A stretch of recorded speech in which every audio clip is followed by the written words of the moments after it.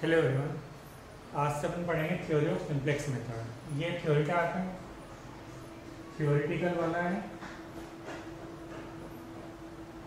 Next topic जो अपन पढ़ेंगे उसमें अपन सिंप्लेक्स टेबल पढ़ेंगे। यहाँ पर से थ्योरी पढ़ेंगे कि सिंप्लेक्स मेथड कैसा होता है, कैसा बनाया जाता है। तो सिंप्लेक्स मेथड से पहले अपने को एलपीपी पता होना चाहिए कि एलपीपी का क्या है, एलपीपी को कैसे लिख सकते हैं। एलपीपी अपन पहले पढ़ चुके हैं। उसको इस टाइप से लिखते हैं कि z जो होगा, जो अपना उद्देश्य फलन होगा, वो क्या होगा, z equal to c1x c2x plus cnxn। ये होते हैं अपने कांस्टेंट जो सब्जेक्ट के रूप में लिखते हैं। ठीक है, ये कांस्टेंट है। कांस्टेंट मतलब प्रतिबंधिका है।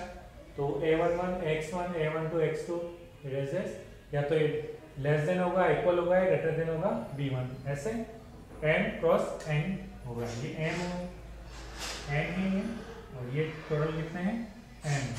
ठीक है, अब इसके अंदर क्या होता है, जो ये सी होता है C1 C2, इसका जो सेट बनता है उसको कहते हैं अपन प्राइस वेक्टर, मतलब मूल्य सदिश।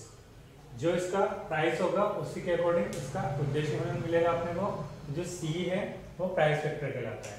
और जो एक्स जे के गुणांकों से बना जाता है, मतलब एक्स जे के गुणांक क्या होंगे, जैसे अपन x2 के गुणांक मान लेते हैं, तो x2 के गुणांक क्या होंगे, ये होगा, ये होगा, ये होगा, यहाँ तक क्या होंगे।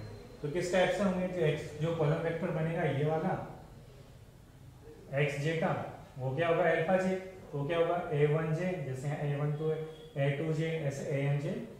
इसको कहते हैं एक्टिविटी वेक्टर, सक्रियता सदिश।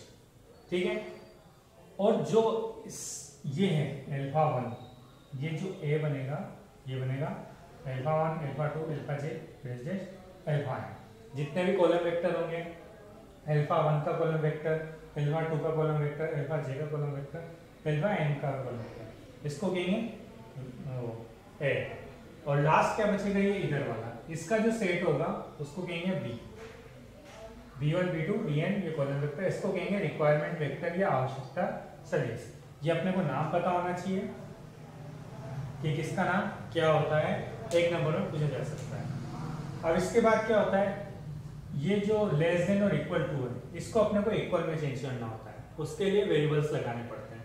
जैसे यहाँ क्या है, ये लेस देन है, लेस देन है तो अपने को लेस देन इसके इक्वल करना पड़ेगा। तो लेस देन में अगर अपन प्लस कोई भी वेरिएबल जोड़ देंगे तो वो इक्वल में हो जाएगा। जैसे अगर ग्रेटर देन है तो माइनस कर देंगे। तो अब यहाँ क्या होगा, तो लेस देन होगा तो जो जोड़ेंगे, जो वेरिएबल हम प्लस करेंगे उसको कहेंगे स्लैक वेरिएबल। और ये ग्रेटर देन है तो यहाँ माइनस करेंगे, तो जो माइनस करेंगे जो वेरिएबल होगा उसको कहेंगे सरप्लस वेरिएबल। तो अपने को याद होना चाहिए, लेस देन में क्या होगा, स्लैक वेरिएबल होगा, और ग्रेटर देन में क्या होगा, सरप्लस वेरिएबल होगा। ठीक है, अब देखो जो एलपीपी होता है उसको अपन कैसे मैट्रिक्स फॉर्म में डिफाइन करेंगे कि कोई भी होगा, ये होगा अधिकतम, जो भी होगा, जो सिंपल है एलपीपी का जनरल फॉर्म है वो इस टाइप की होती है कि किसी को मैक्सिमाइज करना है, अधिकतम करेंगे, z equal to C X होगा जो उद्देश्य फलन होगा, x इक्वल टू बी होगा, b निकाय होगा, और x ग्रेटर देन 0 होगा ऋणात्मक प्रतिबंध। यहाँ पे अपने पास b क्या है, a क्या है, सब कुछ अपन ने यहाँ देख लिया है। ठीक है, अब एग्जाम में क्वेश्चन क्या आता है कि कोई भी हो, एक एलपीपी दे दी जाएगी, उसको अपने को मैट्रिक्स फॉर्म में या इस फॉर्म में बनाना है, ax b z equal to C X वाले फॉर्म में। तो ये देखो, ये मिनिमाइज है, एक क्वेश्चन दे रखा, मिनिमम करना है, इसको कंस्टेंट दे रखे हैं। ठीक है, तो अपने को करना क्या होगा, सबसे पहले मिनिमाइज को मैक्सिमाइज में चेंज करो। मैक्सिमाइज में चेंज करेंगे तो पूरे को माइनस से मल्टीप्लाई करेंगे, तो क्या हो जाएगा, minus x1 plus 2x2 minus x3। अब यहाँ पे क्या होगा, इसमें क्या स्लैक वेरिएबल ऐड होगा, स्लैक वेरिएबल ऐड होगा तो प्लस x होगा, वो अपन ने यहाँ कर x1 प्लस x2 है तो 0.x2 कर दिया, plus 2x3 plus x4 equal to 5 हो गया। अब यहाँ पर ग्रेटर देन है तो सरप्लस वेरिएबल होगा, तो ये माइनस x5 हो गया, और यहाँ पर भी प्लस x6 हो गया। अब यहाँ 3 वेरिएबल नए आए हैं, x5 x4 x5 x6, उनको भी इसमें ऐड कर देंगे। ठीक है, ये बन गया। अब मैक्सिमम एक्स जेड डैश, ये जेड डैश होगा क्योंकि जेड तो ये है। अब जेड डैश में क्या होगा, इसके कोएफिशिएंट लिख लो, इसको मैट्रिक्स फॉर्म में लिख दो। ठीक है, सच दैट ये कांस्टेंट को वैसे लिख दो, क्या आ जाएगा 1 0 2 1 और 0 0, और ये x1 x2 x3 x4 x5 x6 equal to ये वाली हो। अब यहाँ पर देखो ये क्या है, z है, ये क्या है, c है, ये क्या है, x, z equal to C X, वाली फॉर्म बन गई। सेकंड सच दैट ये क्या है, a मैट्रिक्स, ये क्या है, x कॉलम, ये क्या है, b, x equal to b, ये भी बन गया। और जो बचा हुआ है वो x ग्रेटर देन 0 होता है, ये ऋणात्मक प्रतिबिंब। तो ये मैट्रिक्स फॉर्म में आ गया है, इसी फॉर्म में अपने को बनाना होता है। अब अपन आगे देखते हैं। ठीक है, देखो क्या है थ्योरी ऑफ सिंप्लेक्स, के सिंप्लेक्स को सॉल्व कैसे करते हैं। कि अपने को एक दी जाएगी एलपीपी, मान लिया एक एलपीपी दे रखी है, ये थ्योरेटिकल है, उस पर बेस्ड ही क्वेश्चन है, पहले थ्योरेटिकल देख लेते हैं। अब यहाँ क्या होगा, जो ए मैट्रिक्स होगी वो क्या होगी, m क्रॉस n की होगी। ठीक है, और जो x होगा वो होगा n क्रॉस 1 का। तो b क्या बच जाएगा, b बचेगा n क्रॉस 1 का ही होगा। ठीक है, तो BFS मतलब m में b में कितने हो सकते हैं, फिर हल कितने हो सकते हैं, सिर्फ m शून्यता से होंगे, नॉन नेगेटिव। अब देखो, अब a का हल कैसे निकलेगा, a का हल निकलेगा बीटा 1 बीटा 2 बीटा n, इससे जो निकलती है कॉलम क्या निकलेगी, ये beta 1 beta 2 and beta n, ये b बनता है, इसी से कॉलम बनेगा। तो जो सेट बनेगा वो b का क्या होगा, बीटा 1 बीटा 2 बीटा n। अब बेसिक वेरिएबल निकालेंगे इसी से, इसका xb1 xb2 xbn, तो ये xb क्या हो जाएगा, इसको कॉलम वेक्टर में, क्या xb क्या होगा, b इनवर्स b, ये b इनवर्स क्या होगा, जो अपने पास b मिला है उसका इनवर्स, और ये इसको b से मल्टीप्लाई करेंगे क्योंकि टोटल b होगा, लेकिन अपने को यहाँ से m ही निकालना है, तो ये b इनवर्स जो बेसिक वेरिएबल अपन मानेंगे, जो आंसर मानेंगे, आगे क्वेश्चन करेंगे जो समझ में आ जाएगा कि ये b इनवर्स और ये b अलग अलग क्यों है। तो प्राइस नेक्स्ट क्या हो जाएगा, यहाँ से अपने को x भी मिल जाएंगे, जो ये x हैं ये जितने भी होंगे, x भी है मतलब x1 हो सकता है, x2 हो सकता है, xn तक हो सकता है, xn तक हो सकता है। नेक्स्ट प्राइस क्या होगी, इससे cb1 हो जाएगा, cb2 हो जाएगा, cbn, यहाँ तक n तक है, तो ये cbn मतलब कितने आएंगे। तो इनके जो भी होगा उनको लीनियर कॉम्बिनेशन में लिखेंगे अल्फा जे में, तो क्या हो जाएगा बीटा 1 y1 जे, बीटा 2 y2 जे, बीटा n yn जे, यहाँ से बीटा 1 बीटा 2, ये इस टाइप से बन जाएगा। तो जो y जे मिलेंगे अपने को वो हो जाएंगे b इनवर्स अल्फा जे, इससे तो z जे ऑब्जेक्ट निकालना है अपने को, ये z, ये क्या हो जाएगा cb और y जे, और y जे क्या है b इनवर्स अल्फा जे, तो ये इस टाइप से आएंगे। अब क्वेश्चन में क्या है ये देखो, ये समझ में आ जाएगा। अपने को ये दे रखा है, ये एलपीपी है, x1 2 x2 3 x8। अब इसको अपने को जनरल फॉर्म में लिखना है, तो जनरल फॉर्म क्या होती है, यहाँ से इनको हटाओ, ये क्या प्लस जुड़ जाएगा प्लस x हो, यहाँ माइनस x5 हो जाएगा, यहाँ पर 8 आएगा। 8 क्या क्या हुआ है, x और x5, तो 0x4 0x5, ठीक है, बाकी सारे नॉन नेगेटिव हो जाएंगे। अब मैट्रिक्स फॉर्म क्या होती है, z equal to C X, A X equal to B, X greater than 0। यहाँ से a क्या मिलेगा अपने को, a क्या मिलेगा, ये 4 2 1 1, 4 2 1 1 और लास्ट 0 5 का।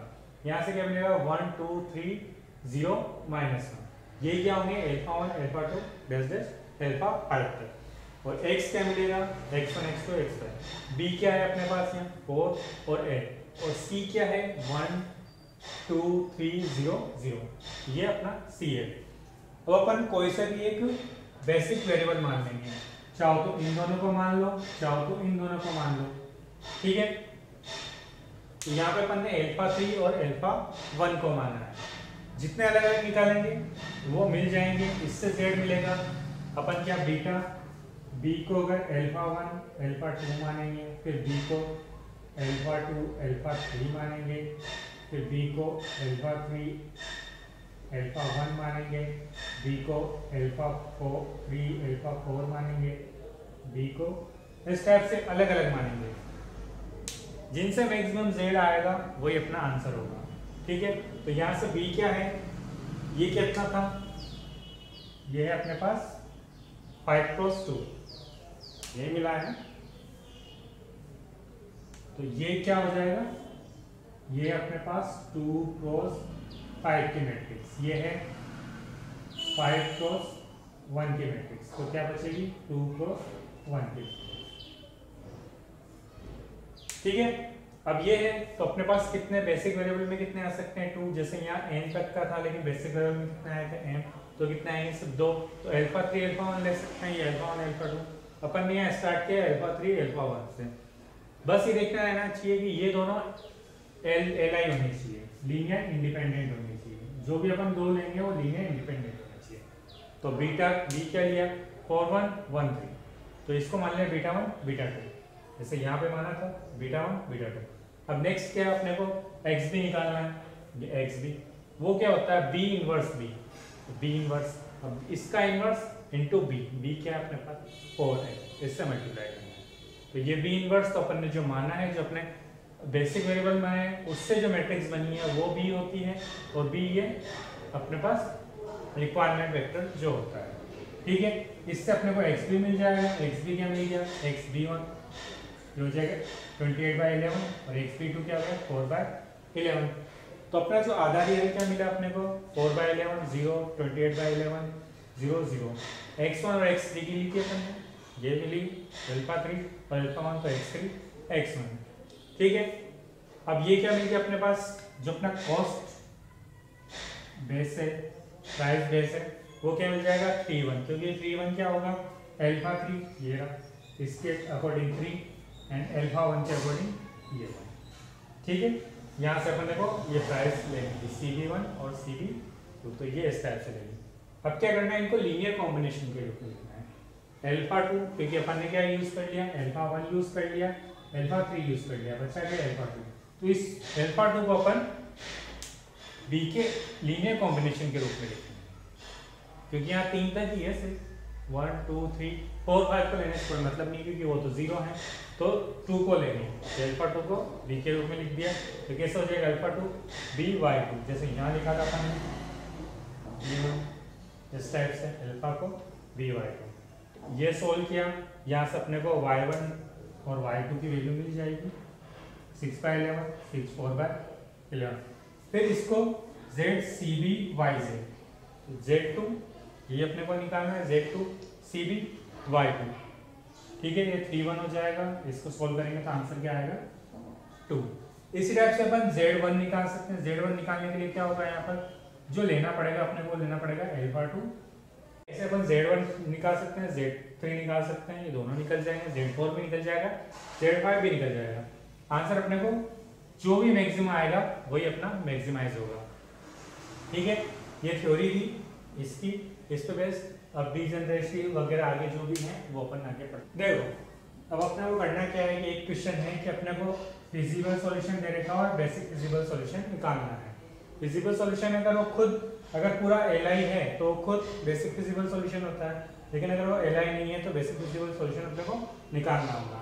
तो जब भी अपने को feasible solution basic feasible solution पूछा जाए तो हमेशा LD ही होगा, वो तभी बेसिक फिजिबल सॉल्यूशन पूछा गया है, नहीं तो अपने को साफ दिख जाएगा कि वो LI है ये LD है।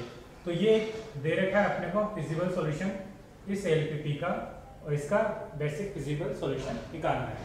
तो वही अपन इसको X equal to B Z equal to CX इस वाले फॉर्म में लिख देंगे। तो यहाँ से A ये रहा, X ये रहा, B ये रहा, तो इससे ये अल्फा 1 ये अल्फा 2, ये क्या हो जाएगा अल्फा 1 ये अल्फा 2 ये अल्फा 3। अब इसे साफ पता चल रहा है कि ये LD है।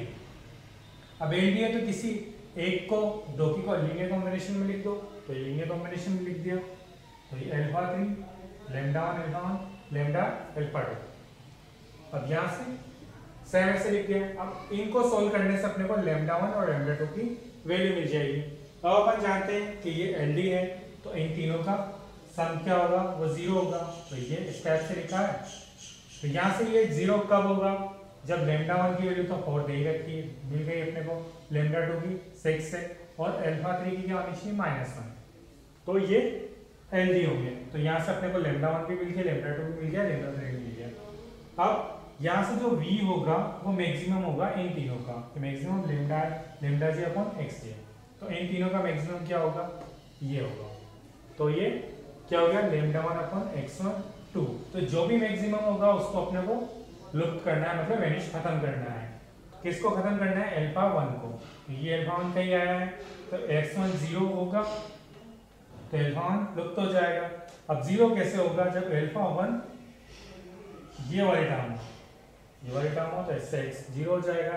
अब इस वैल्यू को अपन यहाँ रखेंगे, इसको सोल्व करेंगे तो यहाँ से अपने को इस टाइप की वैल्यू मिलेगी। x1 तो 0 हो गया, x2 क्या हो जाएगा 1 और x3 क्या हो जाएगा 3/2।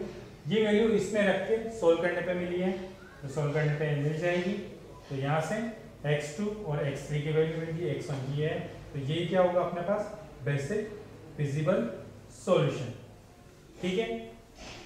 अब क्या होता है, कई बार BFS दे रखा हो और उसका ऑप्टिमम सॉल्यूशन निकालना हो, तो BFS क्या दे रखा है, यहाँ पर ये क्वेश्चन है, इसमें कि LPP दे रखी है और एक बेसिक फिजिबल सॉल्यूशन दे रखा है कि x1 क्या है 4 है, x2 0 है, x3 0 है और x4 4 है। इस सॉल्यूशन को अपने को ऑप्टिमम सॉल्यूशन बताना है कि ऑप्टिमम सॉल्यूशन है या नहीं है, और नहीं है तो दूसरा निकालो। ठीक है, तो ये देगा, इसको अपन इसमें चेंज कर लेते हैं। यहाँ पर क्या x3 और x4 है, तो 0 x3 0 x4, इसको इस टाइप से लिखा है।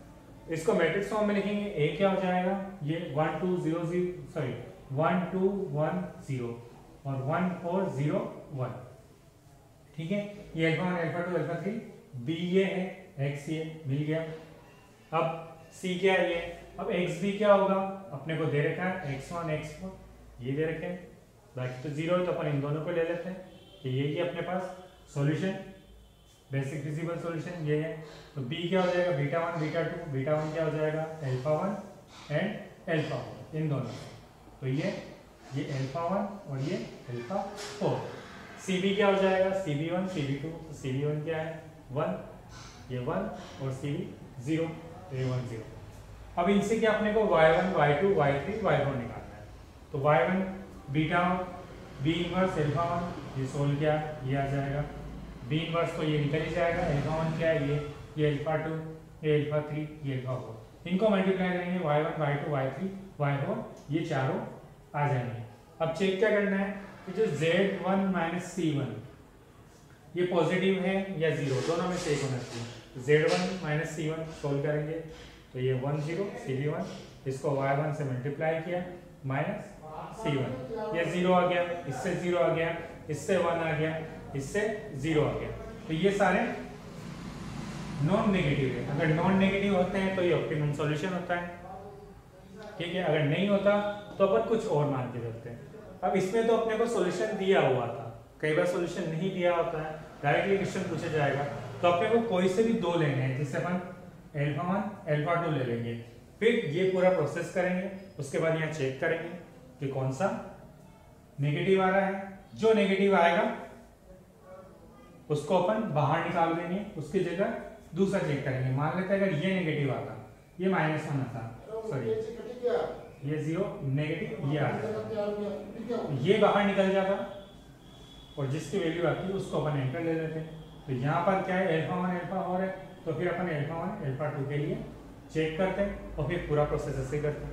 फिर यहाँ चेक करते हैं पॉजिटिव है या नेगेटिव है, अगर पॉजिटिव आता है तो ऑप्टिमम सॉल्यूशन होता, और नेगेटिव आता तो फिर अपन देखते हैं कौन सा नेगेटिव आ रहा है, उसको बाहर निकालते हैं, फिर उसके अलावा दूसरा एंटर करते हैं। इस टाइप से प्रोसेस करने पर जो अपने को जिसका सारा पॉजिटिव आ जाता वही अपना ऑप्टिमम सॉल्यूशन होता है। ठीक है, ये अपना थ्योरी ऑफ सिंप्लेक्स था। इसके बाद अपन सिंप्लेक्स टेबल पढ़ेंगे नेक्स्ट क्लास के अंदर। ठीक है, वो भी ऐसी ही है, बस उसको टेबल के रूप में लिखेंगे, सेम जो काम अपन ने यहाँ किया है वो टेबल के रूप में करेंगे। ठीक है, नेक्स्ट क्लास में।